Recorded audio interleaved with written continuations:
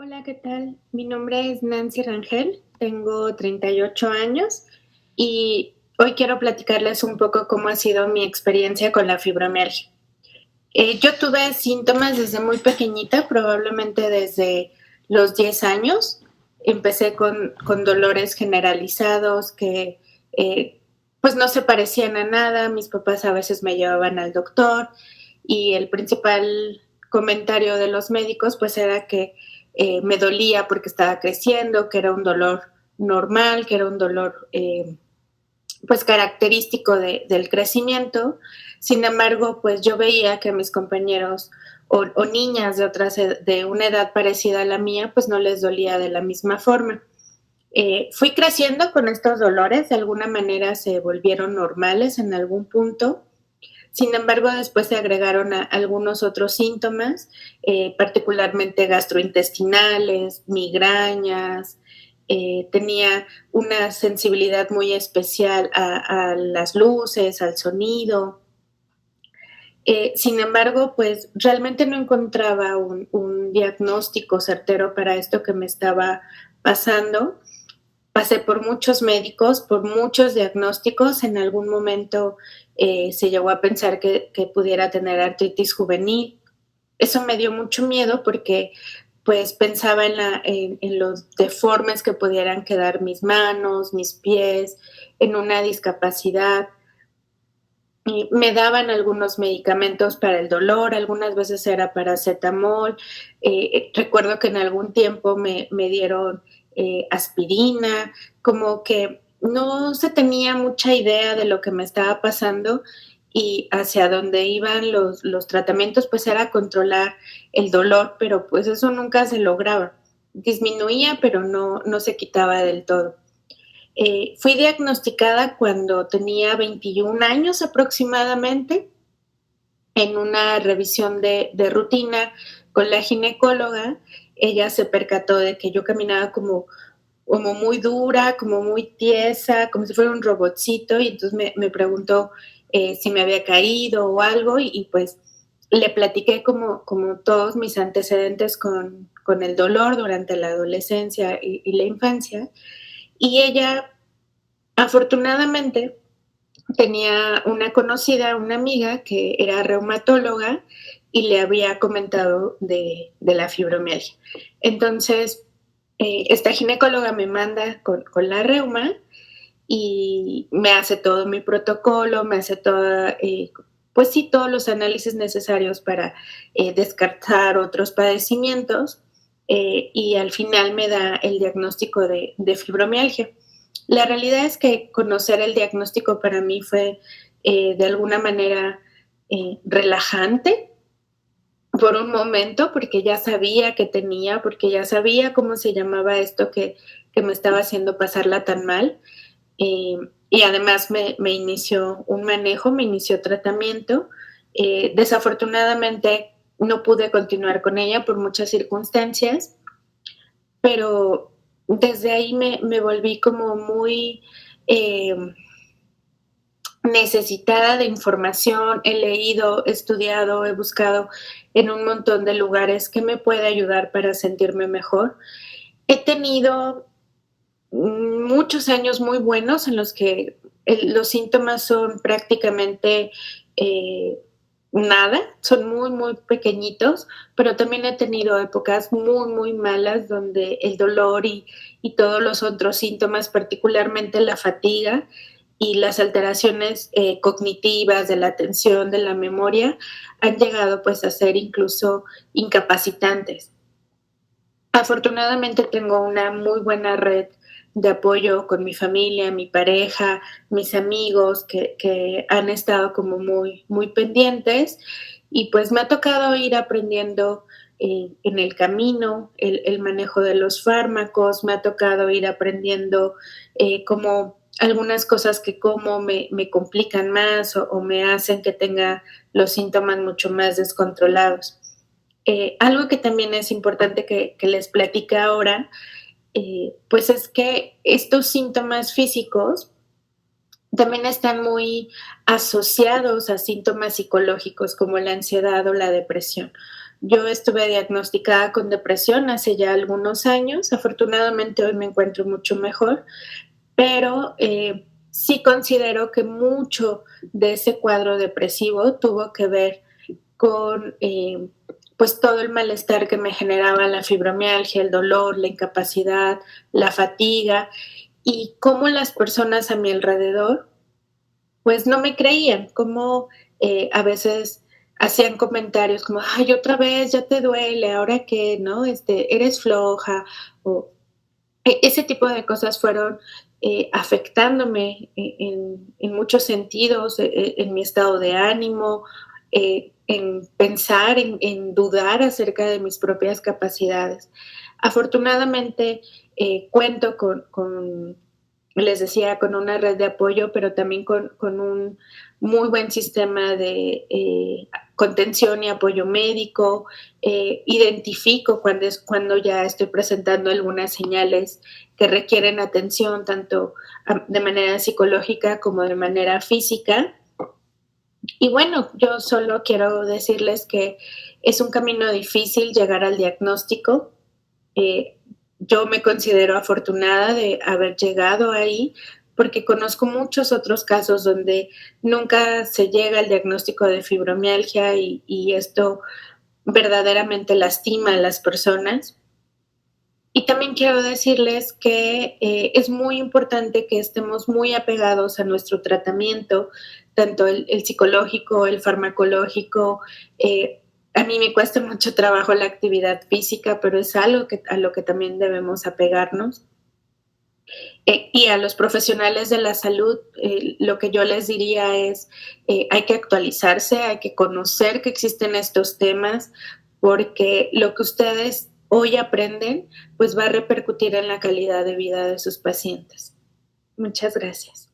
Hola, ¿cómo están? Mucho gusto. Soy Orlando Carrillo. Voy a hablarles en unos minutos acerca de lo que es la fibromialgia, que es una enfermedad que ahora ya se escucha más que antes. Anteriormente se consideraba como una enfermedad de exclusión. No encontraba otro tipo de patología o etiología ante un dolor y pues nos íbamos hacia la fibromialgia como el último de los diagnósticos. Pero ahora ya se sabe que es un diagnóstico que puede estar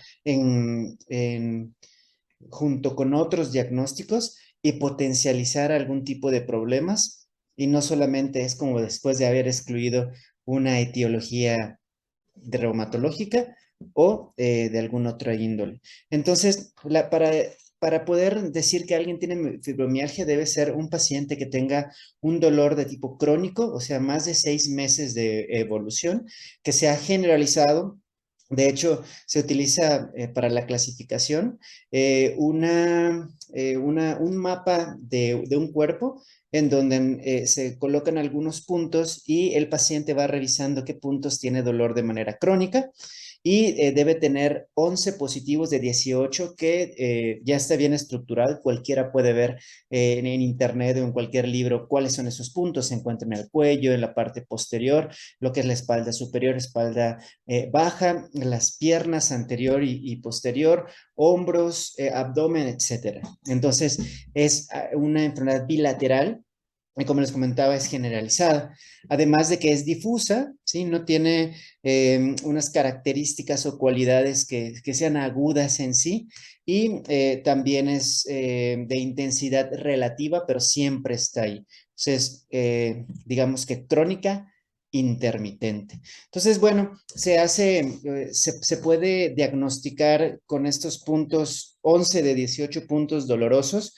La mayor parte son bilaterales. ¿Y qué es lo que lo causa? Bueno, pues en realidad, aunque se han hecho varios estudios para saber qué es lo que lo causa, no se ha llegado a un consenso en particular. Se sabe que tiene que ver con neurotransmisores, uno de ellos es la serotonina, otro es la sustancia P, que tiene diferentes niveles en este tipo de pacientes. Y también hay una sustancia que se llama acetilcolina, que es aquella que ayuda a la contracción muscular, y por eso es que el músculo es el que se ha encontrado que tiene problemas cuando los pacientes tienen esta enfermedad. Por lo tanto, también es considerada como una enfermedad musculoesquelética y la especialidad que lo suele ver son los reumatólogos, bueno, en colaboración con los algólogos, que son los que pues tratan el dolor crónico.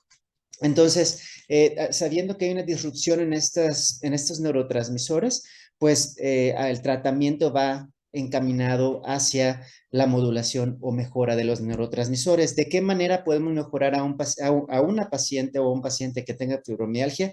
En general, los pacientes afectados son mujeres, 9 veces más que los hombres.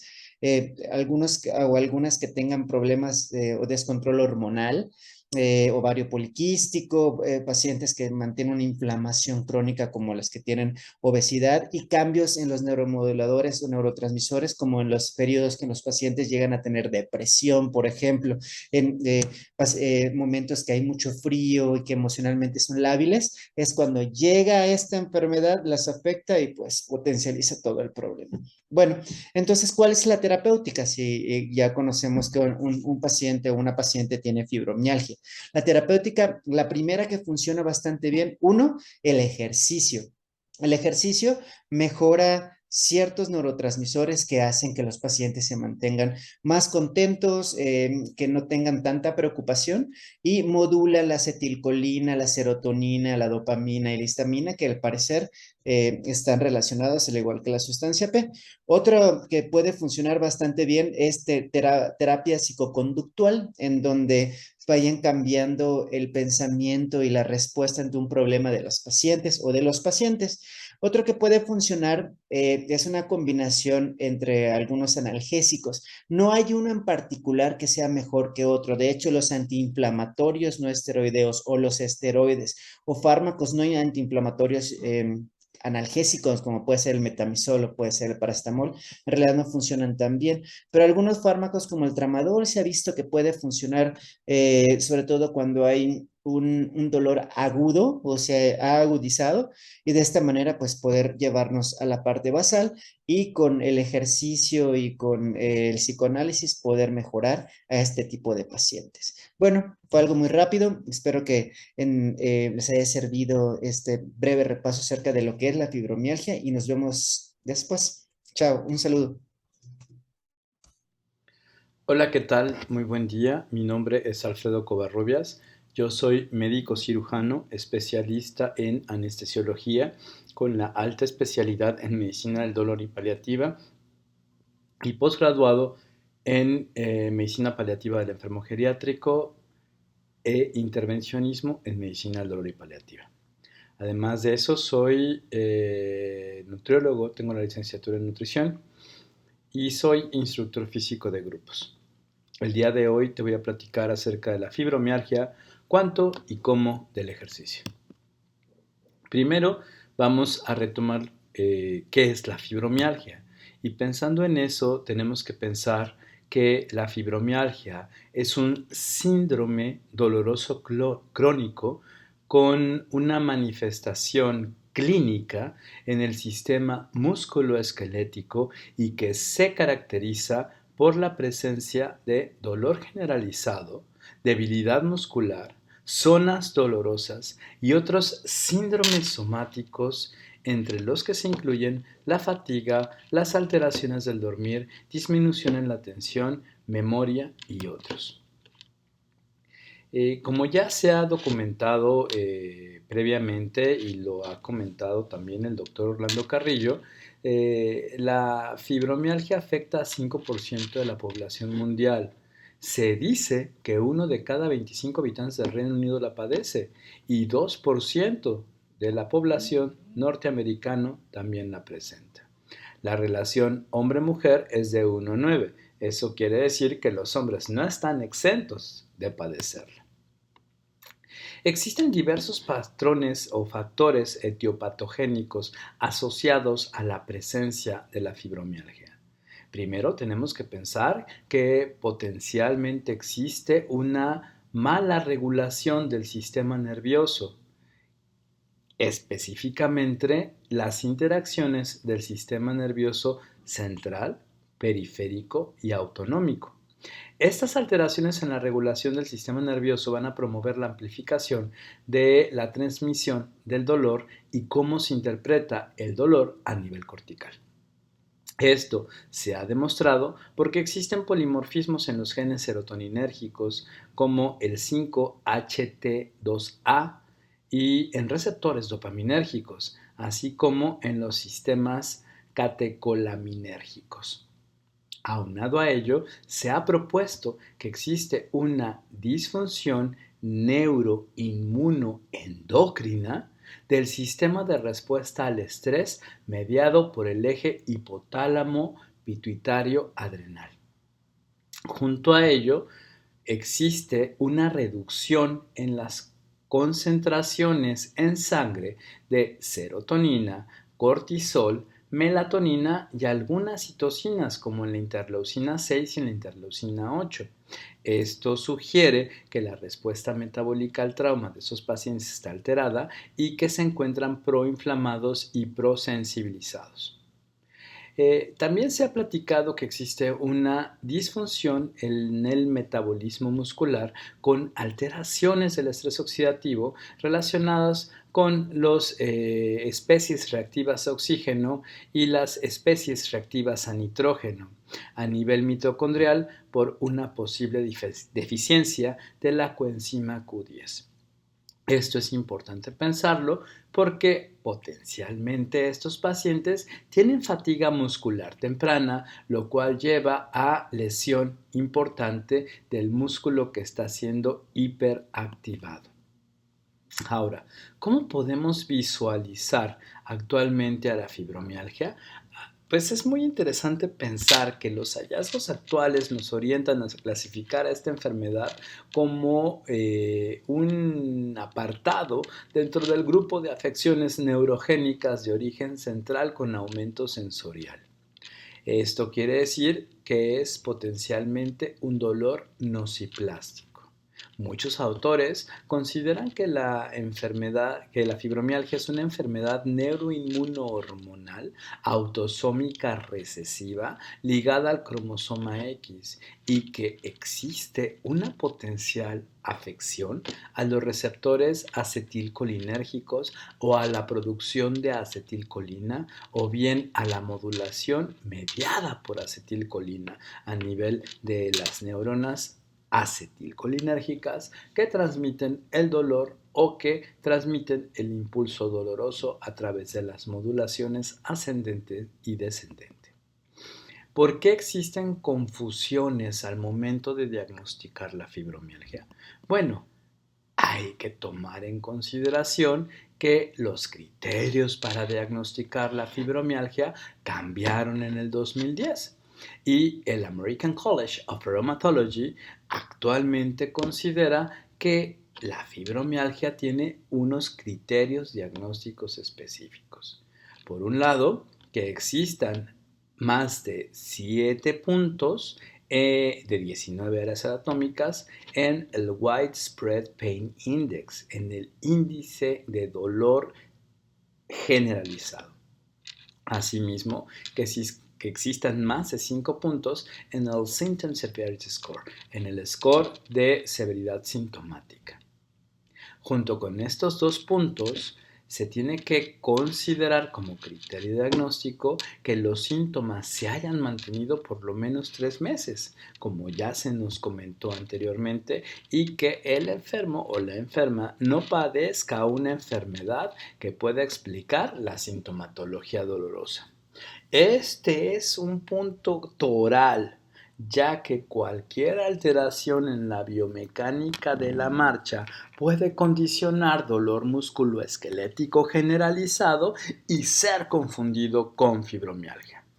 Ahora bien, sobre la recomendación de ejercicio en fibromialgia, es importante pensar que existen 2 cosas, así como lo platicó nuestra paciente, y es que la problemática consiste en 2 puntos. Primero, nosotros los médicos le decimos al paciente que hacer ejercicio es bueno para la salud, ¿sí? Y esta es una advertencia comúnmente utilizada en el medio médico. Sin embargo, Pese a que nosotros digamos que el ejercicio es bueno para el paciente nos dice, pues no puedo hacer ejercicio porque me duele demasiado cuando hago ejercicio y no tengo la suficiente energía para hacer ejercicio, como escuchamos acerca de nuestra paciente Nancy. Ahora bien, sobre los estudios acerca de fibromialgia y ejercicio, tenemos que pensar lo siguiente, y es que el ejercicio es útil para el manejo de fibromialgia a corto plazo, pero para que esto sea posible necesitamos programas de ejercicio que incluyan actividad aeróbica, actividad de flexibilidad y entrenamiento de fuerza sin efectos adversos. Eso quiere decir que el programa de ejercicio tiene que ser supervisado por un entrenador que tenga la formación en salud necesaria para poder evaluar a este tipo de pacientes. El problema es que en Latinoamérica los entrenadores físicos generalmente no tienen este tipo de entrenamiento o educación. Y esto condiciona que los pacientes con fibromialgia, las pacientes con fibromialgia generalmente abandonan el ejercicio. Otro punto importante sobre el ejercicio es que la utilidad a largo plazo requiere de evaluaciones continuas y que muchas personas con fibromialgia quizá puedan incorporarse o adherirse a programas de caminata de baja intensidad de 2 a 3 veces por semana para promover la pérdida calórica y quizá una disminución de peso a mediano plazo. Ahora bien, ¿qué metodologías han sido estudiadas? Bueno, pues han sido estudiadas diferentes metodologías de ejercicio como el trotar, caminar, nadar en agua tibia, utilizar bicicleta estática, metodologías como Tai Chi o el Qigong. ¿Cuántos son los tiempos que han sido estudiados? Un día, 12 semanas, 20 semanas, 24 semanas, 6 meses, 12 meses, 18 meses, 24 meses, 36 meses. ¿Cuál es el tipo de entrenamiento que se ha estudiado? Pues no han sido específicos en la mayoría de los estudios y algunos reportan sesiones de 60 minutos y el tipo de acondicionamiento que ha sido estudiado es el aeróbico progresivo, la musculación progresiva y acondicionamiento de elasticidad. Cuando se habla de la musculación progresiva, se habla de musculación de extremidades inferiores y de extremidades superiores, utilizando cargas que van de las 191 a las 265 libras para extremidades inferiores o de las 61 a las 76 libras para extremidades inferiores. Ahora bien, es importante documentar que si bien se han realizado diferentes estudios desde el punto de vista metaanalítico, el entrenamiento de la persona que padece fibromialgia tiene que ser personalizado. Y sobre eso tenemos que identificar o clarificar que los ejercicios aeróbicos progresivos basados en el hogar de bajo impacto han mejorado la función física y los síntomas en forma mínima en aquellos pacientes que han completado al menos 2/3 del ejercicio recomendados. Por otro lado, el fraccionamiento del ejercicio físico no proporcionó ninguna ventaja en términos de adherencia al tratamiento o mejora de los síntomas y se han identificado tasas altas de deserción y problemas de adherencia en grupos de ejercicios. Esto es muy importante porque quizá las pacientes con fibromialgia a lo mejor no requieren de realizar ejercicios en casa porque posiblemente deserten. Estos pacientes, además de no recomendarles ejercicios en casa, a lo mejor tampoco pueden realizar ejercicio fraccionado, sino que tienen que ser en sesiones únicas. Y finalmente, tener en cuenta que se requiere de un especialista en psicología cognitiva conductual para que no sean altas las tasas de deserción de nuestros pacientes. Respecto a los metaanálisis, se ha identificado entonces que el entrenamiento aeróbico mejora el desempeño y disminuye los puntos dolorosos y la intensidad del dolor. El ejercicio físico disminuye el dolor, los síntomas depresivos y mejora la sensación de bienestar y de calidad de vida.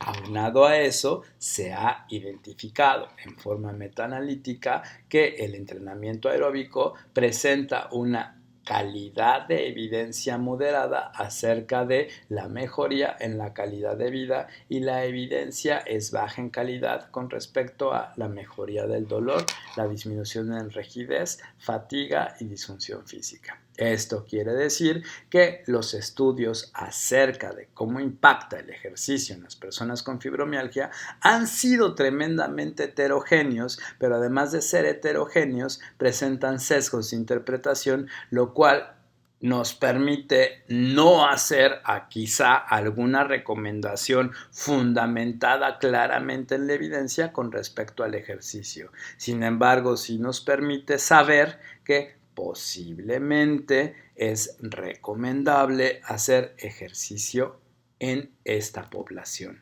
¿Cuáles serían nuestras consideraciones finales con respecto al ejercicio en los pacientes con fibromialgia? Y es tener en cuenta dos cosas importantes. Y la primera cosa es que los pacientes con fibromialgia tienen fatiga muscular temprana. La fatiga muscular temprana condiciona que existan microlesiones en la fibra muscular y que estas microlesiones en la fibra muscular presenten estrés neuroendocrino sobre el músculo. Este estrés que existe a nivel muscular se va a manifestar por un incremento en el estrés oxidativo mediado por las especies reactivas a nitrógeno y a oxígeno, principalmente en las mitocondrias musculares, lo que favorece que exista una disminución en los ATPs y en la PCR. Ahora bien, este estrés oxidativo nos va a llevar a la presencia de sarcopenia, lo cual en una paciente con fibromialgia que además presenta sobrepeso o obesidad, la sarcopenia asociada a esta patología, a esta enfermedad, va a ser incrementada en este tipo de pacientes. Esto vale la pena considerarlo porque las fibras musculares van a presentar hipoxia y lesión dado que el flujo sanguíneo muscular se encuentra modificado. Eso quiere decir que la placa muscular va a tener alteraciones, ya sea porque los receptores de acetilcolina no funcionan, la acetilcolina no funciona o la actividad de acetilcolina sobre el receptor está modificada o alterada. Esto nos va a llevar a que haya modificaciones en el flujo iónico de calcio y se va a manifestar a nivel de las neuronas aferentes primarias como una sensibilización central tanto a nivel medular como a nivel de la corteza somatosensorial. Aunado a la sarcopenia va a haber disminución en la fuerza muscular, repitiendo todo el cuadro. Menos fuerza, más fatiga, se repite todo lo anterior, haciendo que los pacientes tengan una debilidad muscular generalizada, un dolor muscular generalizado y fatiga muscular temprana en prácticamente todos los músculos del esqueleto axial, condicionando cambios en la biomecánica del ejercicio y favoreciendo la presencia de lesiones. Pues les agradezco muchísimo su atención. Muchas gracias.